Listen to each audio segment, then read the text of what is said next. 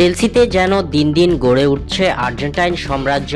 Argentine তারকাদের হাত ধরেই চেলসির স্বপ্ন বুনছে নতুন কিছুর। গতরাতে চেলসির হয়ে আলেহান্দ্রো গার্নাচো যে কাজটি করেছেন তা হয়তো খুব কম সংখ্যক খেলোয়াড়ই করতে পারেন। শুধু গার্নাচোই নয়, কারাবাও কাপের কোয়ার্টার ফাইনালের মতো গুরুত্বপূর্ণ ম্যাচে জাদু দেখিয়েছেন আরেক আর্জেন্টাইন ব্লাড ফাকুন্দো বুয়েনান্তে। কারাবাও কাপে ইংল্যান্ডের দ্বিতীয় স্তরের ক্লাব কার্ডিফ সিটিকে কোয়ার্টার ফাইনালে হারিয়েছে চেলসি। আলেহান্দ্রো গার্নাচো জোড়া গোলে 3-1 গোলের জয় পেয়েছে ব্লুজরা। ম্যাচের প্রথমার্ধে গোলের দেখা পায়নি কোনো দল।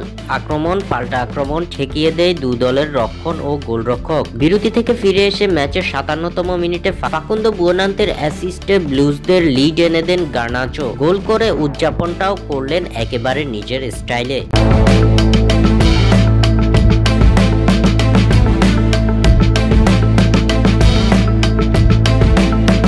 75তম মিনিটে প্যারির পাসে ম্যাচে সমতা ফেরান টার্নবুল। ম্যাচ চলে 1-1 সমতায়। 82তম মিনিটে আন্দ্রে সান্তোসের পাসে পেদ্রো নেতোর গোলে আবারও লিড পায় চেলসি।